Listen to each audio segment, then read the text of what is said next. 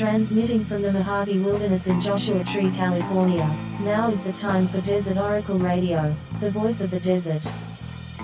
Night has fallen on the desert as much of the American desert enters desert spring. Now, if you're shivering up in Moab, you're probably thinking 10 degrees is hardly springtime. Relax. The lows should be back around the mid-20s shortly. Now down in Enza Borrego, it's already wildflower season. The days are just about perfect in Tucson. And up here in the high desert, the Mojave Wilderness, we have not yet put away our one coat.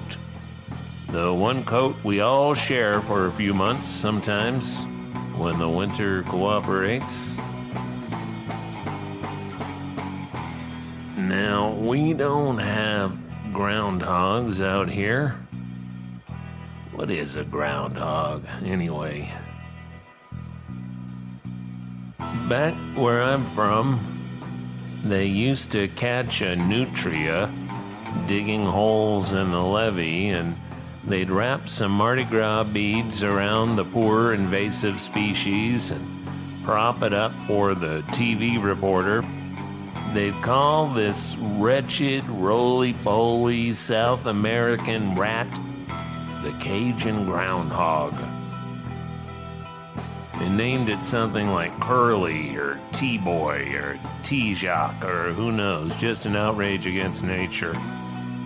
If you've ever wondered why grown men in Cajun country are often called T-something, it's from petite. So if you come across a 300-pound, 7-foot-tall, middle-aged guy who works on outboard motors or whatever, and everybody's calling him T-Beb, well, that just means petite baby. And they will call him that until the day he dies. Is just the way of things. And they'll all sit around at the crawfish boil talking about how Pierre C. Thibodeau, the Cajun groundhog nutria, predicted another 100 years of humidity and mosquitoes.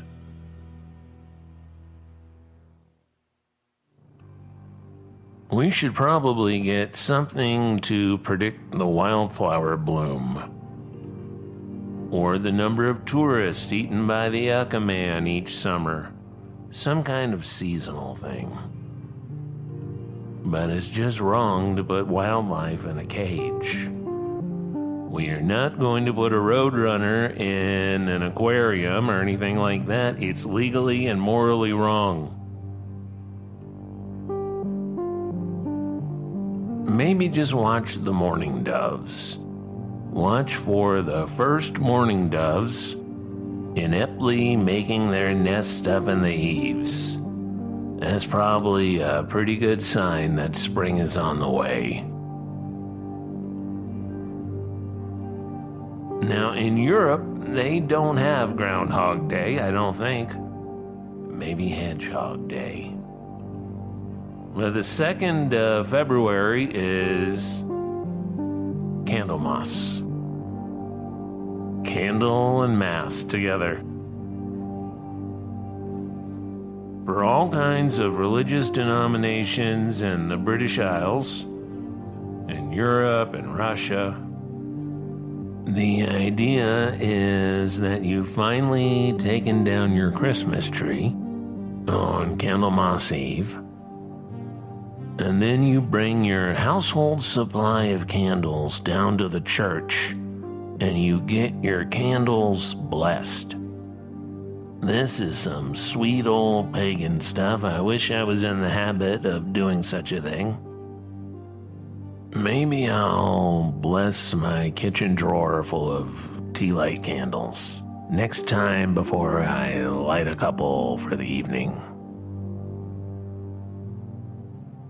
The first day of February is St. Bridget's Day, which is the first day of Celtic spring. spring in Ireland and the British Isles, Imbolc. Spring in Northern Europe. Our weather here in the American desert is not a whole lot like the weather in Ireland, but we both have early springs. We are not digging our way out of the snowbank in early May like the Donner Party. One thing I love about St. Bridget is that she's about as much of a Christian saint as I am. Yes, there was maybe a magic nun called Bridget in the 5th century in Ireland. But there's not any pretending when it comes to St. Bridget. Everybody from Maureen O'Hara to the Pope knows Bridget is the Celtic goddess of the dawn, daughter of the Dagda, the goddess of healers, of poets, of the fire in the forge, the fire in the hearth. Our goddess of inspiration, of the arts, of childbirth, of war. Her warriors are the brigands, highwaymen and bandits, like when you come on Captain Farrell and his money he was counting. You know what to do.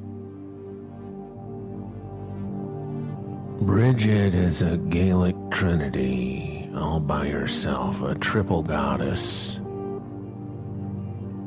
Her sacred fire burns in Kildare, an eternal flame that never went out until some troubles back in the 15th century. The fire was lighted again in the early 1990s, and it has burned ever since. Her priestesses attend her eternal flame, and they attend to her sacred well, Bridget's Well. Like Kali the mother, Kali the destroyer. Sometimes you'll see Bridget in the forest, trampling demons, trampled underfoot. As a baby, a magic baby like that baby Yoda, the druids brought her special gifts, things she needed. She could not eat regular food. It had to be magic food. So the druids brought her a magical cow. It was all white except for the ears, which were red. And she could consume the milk of this cow. The Christian version of Bridget made a Last Supper scene out of butter. Very crafty. Like the Buddhist monks up in the Himalayas who make religious figurines out of yak butter. Her holy place was marked by an ancient oak, Kildare, Church of the Oak. Before she was a Catholic saint, back when she was still all Celtic goddess,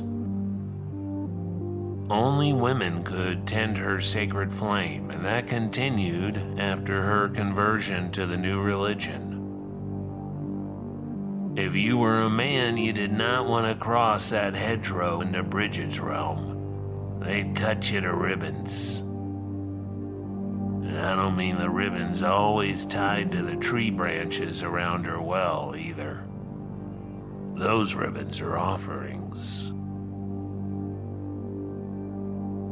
Now, it turns out that I've sort of started my own religious practice regarding Minerva,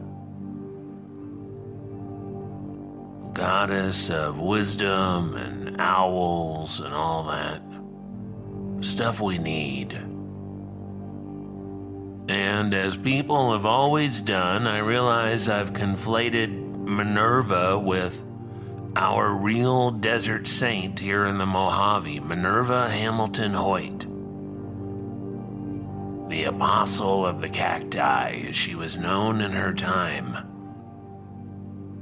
the mother of Joshua Tree National Park, of Death Valley National Park, and Anza-Borrego Desert State Park, too. I guess I started calling her Minerva a couple of years ago.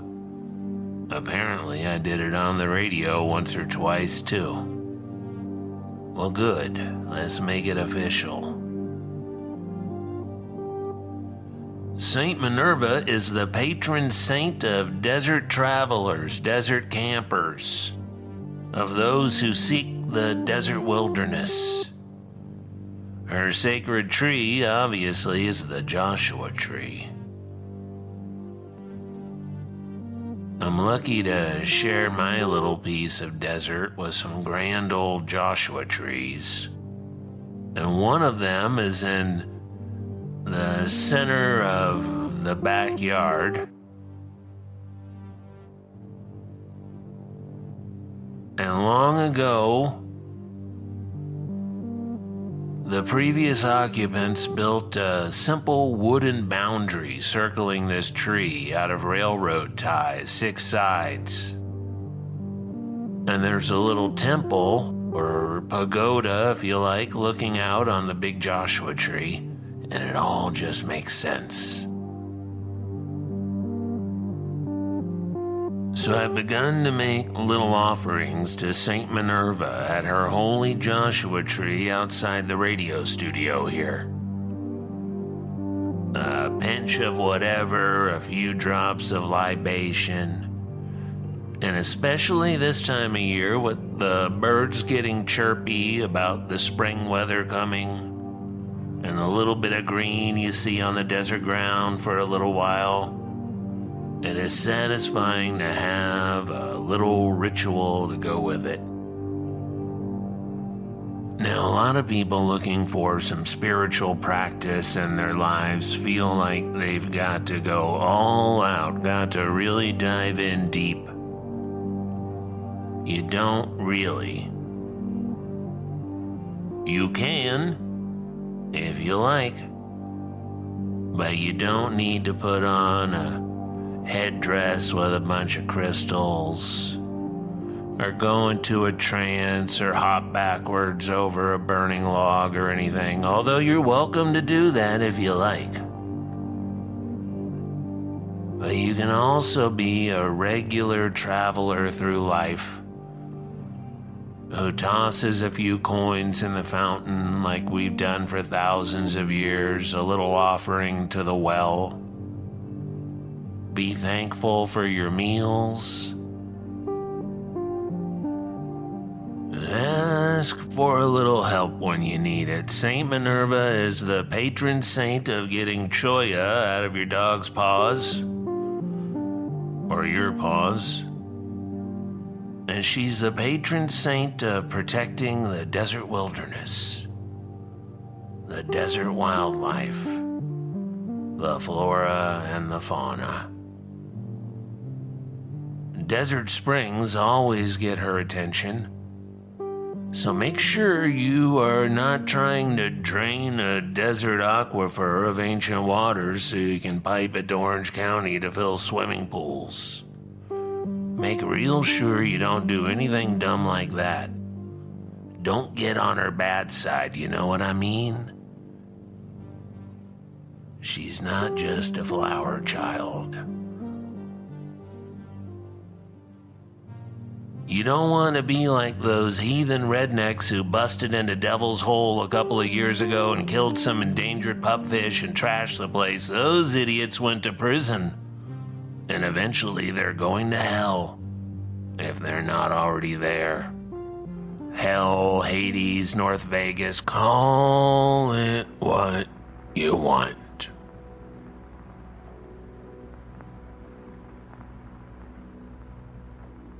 Call it the bad place.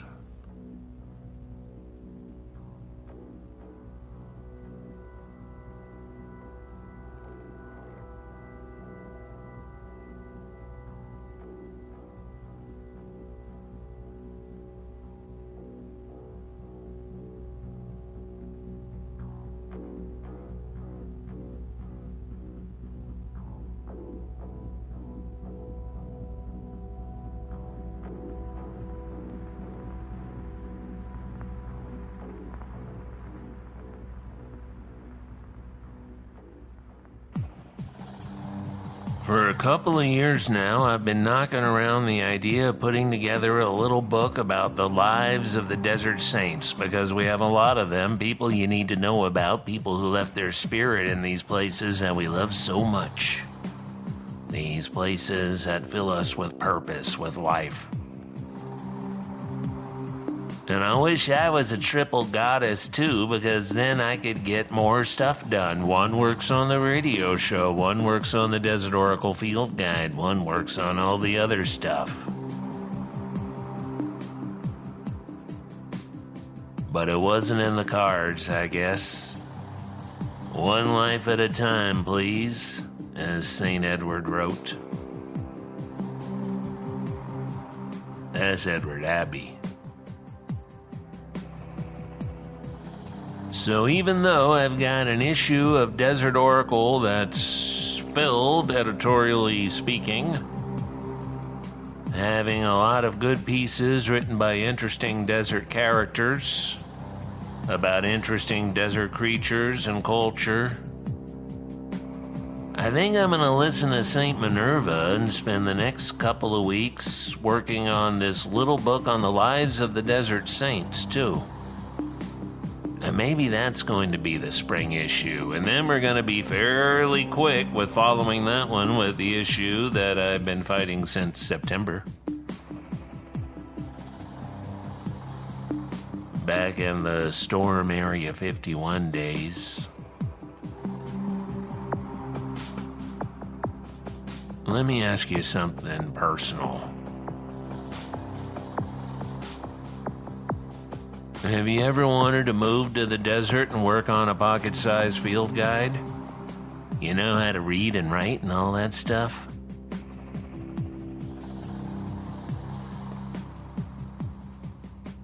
Maybe drop me a line.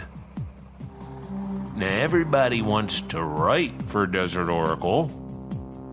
Everybody's got a story for Desert Oracle, they just need to type it up. But so far, nobody wants to do the real work of the editing and the layout, and the artwork and the pictures, assembling the stuff so it's just right. Everybody wants to be a writer, nobody wants to read, and nobody wants to be the copy editor, and nobody wants to be managing editor of Desert Oracle, except for me. Except for you, maybe. Maybe it's you. You know, there's more to life than editing viral news articles that nobody will remember 2 minutes after glancing at them. You know that, right?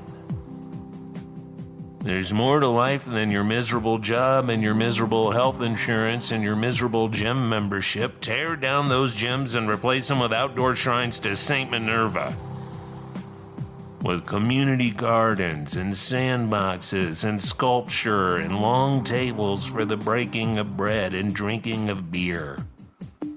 You can get your exercise by walking to the shrine, working on the garden, pushing around wheelbarrows of rocks, feeding the hungry, feeding your soul. That would be a lot more fun, wouldn't it?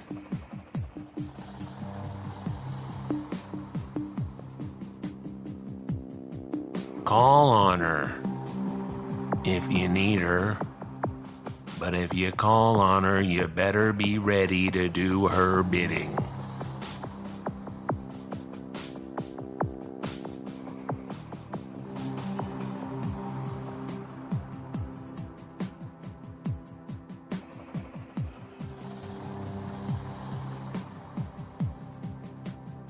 There was a big smiling moon setting over the mountains to the west last week. The weather was fine before it got very cold.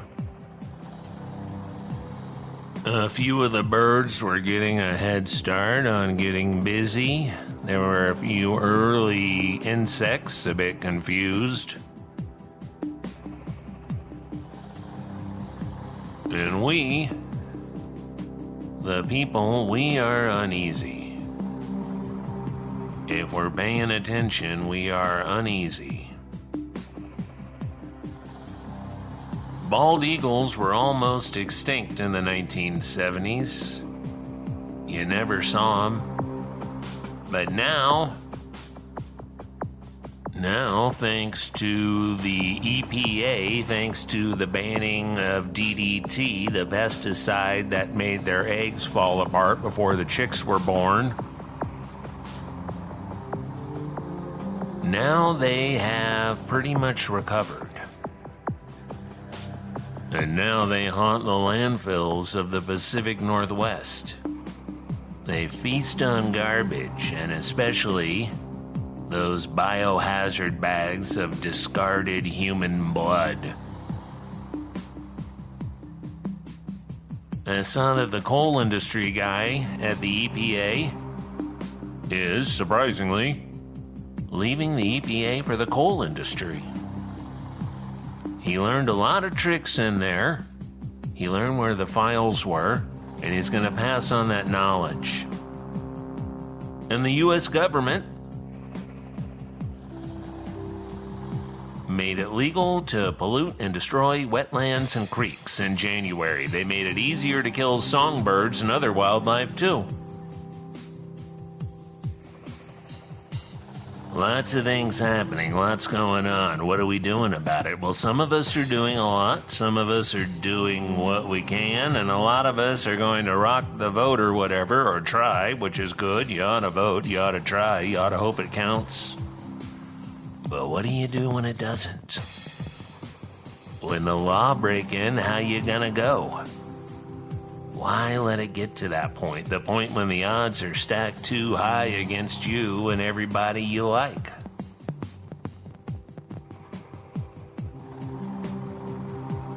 Sometimes I'm standing at my computer, typing. I always stand. I want to stay aggravated about working at the computer. Or maybe I'm doing the bookkeeping or the other joyless garbage. Somebody's got to do it. And I think, boy, would I really give all this up? To do like Bobby Bear once sang, feel like old Pancho Sheila? That's why he sang Vila instead of Villa. What do you think? Bobby Bear doesn't know how to say Pancho Villa?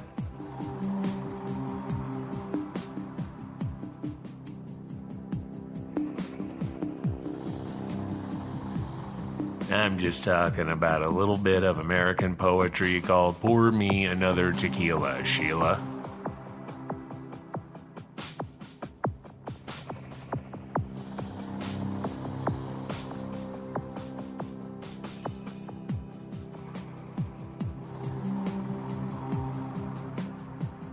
Look up the life story of Minerva Hamilton Hoyt, if you haven't already. A lot of us up here in the high desert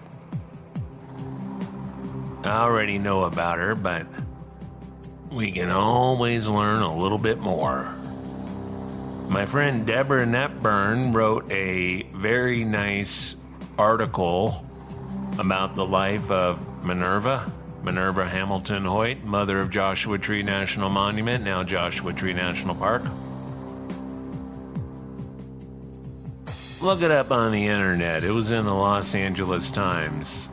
We've got a short piece about her in a back issue that I'm sad to say is all sold out. All the back issues are sold out except for some of the first issue, because I printed more of those, being an optimist half the time.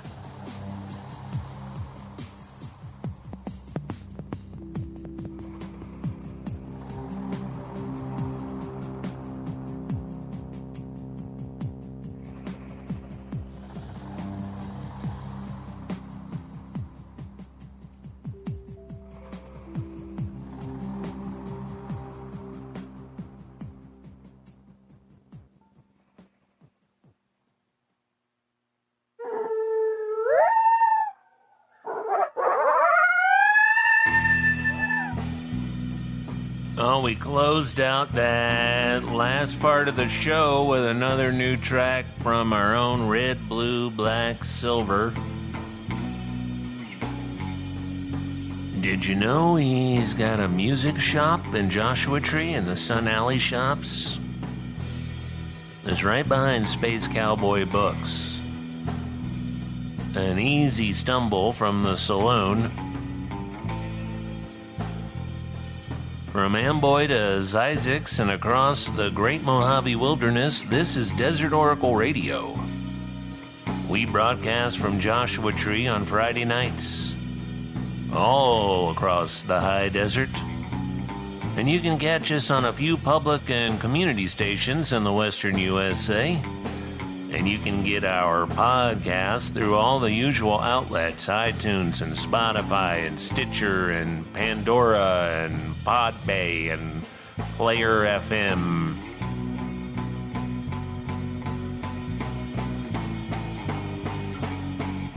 Our next live event will be at the Ace Hotel and Swim Club in Palm Springs on March 12, Thursday at 7 p.m., outside around a real campfire.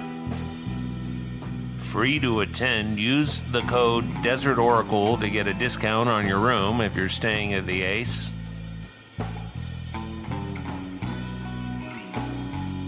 And we'll do that again on Thursday, April the 2nd. We've got an events calendar on our website, desertoracle.com. Whether it's warm or cold, wherever you are tonight, I hope St. Minerva will watch over you.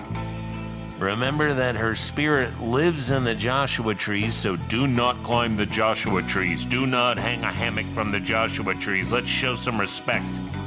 The Joshua tree, our weird and beautiful yucca tree, indicator species of the Mojave High Desert.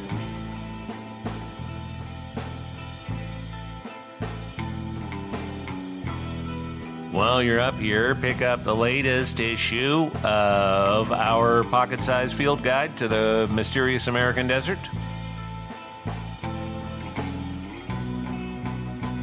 And thank you for listening.